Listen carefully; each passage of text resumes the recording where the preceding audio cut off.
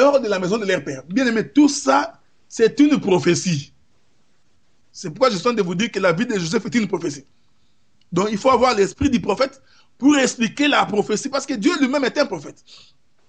Parce qu'ici, Dieu est en train de marcher, bien aimé. Dieu est en train de circuler. Dieu est en train de s'exprimer. C'est pourquoi nous avons toujours, nous les ministres de l'évangile éternel, nous avons toujours dit que même si on n'avait pas écrit le Nouveau Testament, nous allons vous prêcher que Dieu allait envoyer son Fils. Vous comprenez?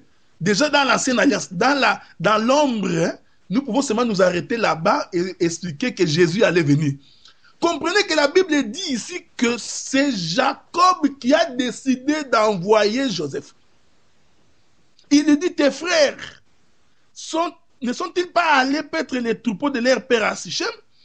Viens, je vais t'envoyer. Le livre d'Apocalypse nous dit qu'on criait dans les cieux, qui est capable d'ouvrir les livres d'en rompre les sceaux? Qui est capable de descendre sur la terre pour aller voir les frères?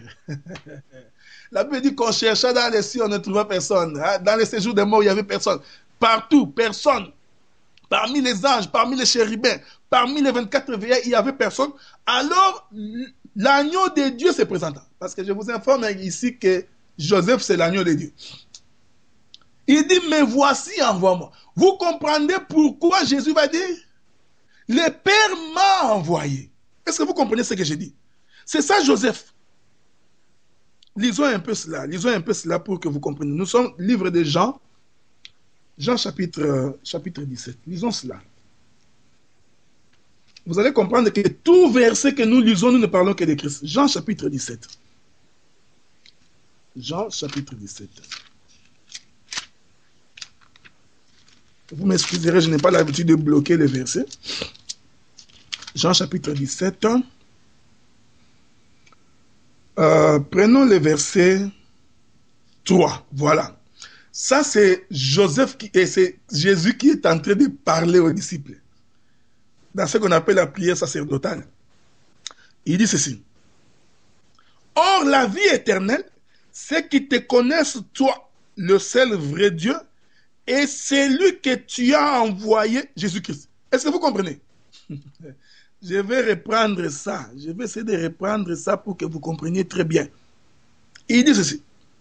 Oh, la vie éternelle. Je vous ai dit que dans le livre de Genèse chapitre 37, c'est le père Jacob qui va envoyer. Parce qu'en réalité, ici, bien aimé, Jacob, il est l'image de Dieu. Vous comprenez?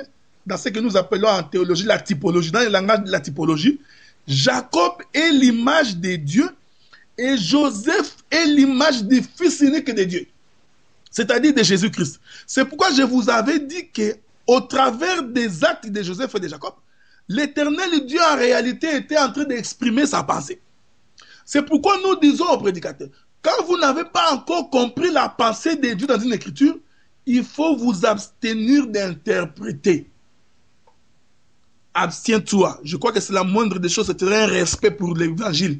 Le respect pour le Dieu que nous servons.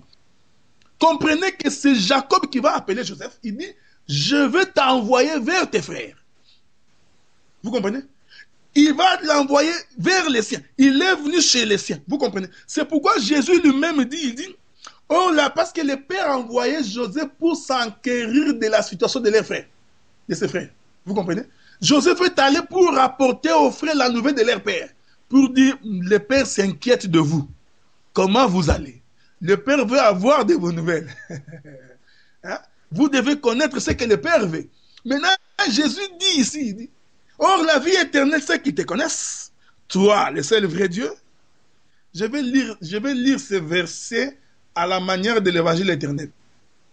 Or la vie éternelle, c'est qu'ils te connaissent, toi, Jacob, et celui que tu as envoyé, Joseph. Lisons un peu encore...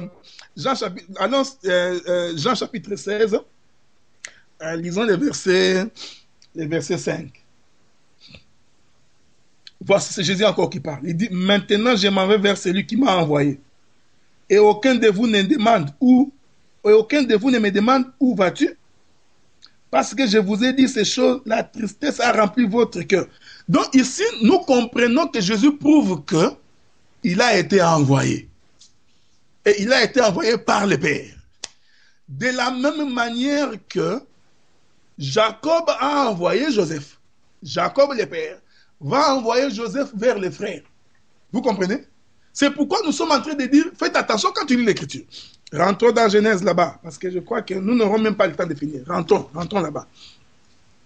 Vous m'excuserez beaucoup. Genèse chapitre 37.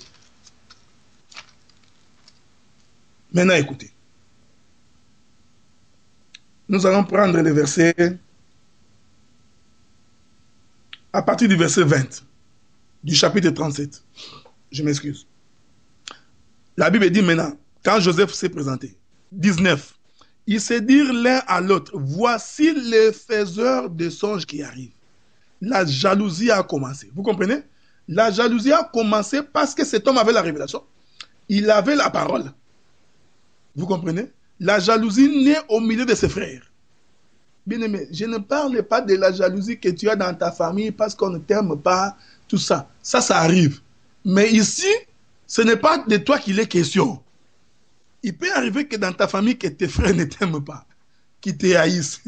Mais abstiens-toi de prendre... Vous allez comprendre pourquoi l'apôtre Pierre dit que il ne faudrait pas que la prophétie soit l'objet d'une interprétation particulière. La prophétie dont l'apôtre Pierre est en train de parler, ce n'est pas la prophétie de Dieu m'a dit que l'année prochaine tu vas avoir une femme. Non. La prophétie dont Pierre nous interdit de faire une interprétation particulière, c'est la prophétie de la parole. C'est-à-dire qu'il ne prend pas un verset de l'Écriture pour en faire une interprétation particulière, pour donner un sens à des choses qui se vivent sur la terre.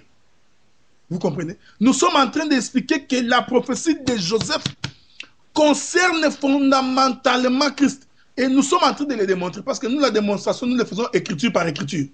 C'est-à-dire que je n'avance pas des choses pour avancer. Quand j'ai dit, je donne l'écriture. J'ai dit, je donne l'écriture. Même quand nous parlons comme ça, nous ne parlons qu'écriture. C'est pourquoi vous remarquerez, tous les ministres de l'évangile éternel, quand nous prêchons, nous ne passons pas notre temps pour commencer à dire, tu vois, ceci dans le monde, tu vois, il se passe comme ça dans le monde, tel a fait ceci, tel a dit ceci. Non, non, non. La seule chose que nous faisons, c'est d'expliquer l'écriture par l'écriture. Nous marchons de l'écriture dans l'écriture et nous ne sortons que de l'écriture. Maintenant, écoutez. La Bible dit, au verset 20, il dit, venez maintenant, tuons-les et jetons-les dans une des citernes et nous dirons qu'une bête féroce l'a dévoré et nous verrons ce que deviendra ce songe. Rubin entendit cela et il lui délivra de leurs mains. Il dit, ne lui ôtons pas la vie. Rubin leur dit, ne répandez point de sang, jetez-le dans une citerne qui est au désert et ne mettez pas la main sur lui. Il avait le dessein de les délivrer de leurs mains pour les faire retourner vers le Père.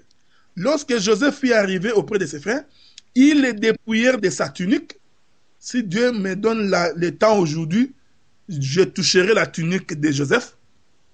Mais si je n'ai pas le temps, demain, 18h heure de l'Europe, midi heure du Canada, je toucherai la tunique. Parce que nous allons expliquer tout ça. Pourquoi ils ont enlevé sa tunique.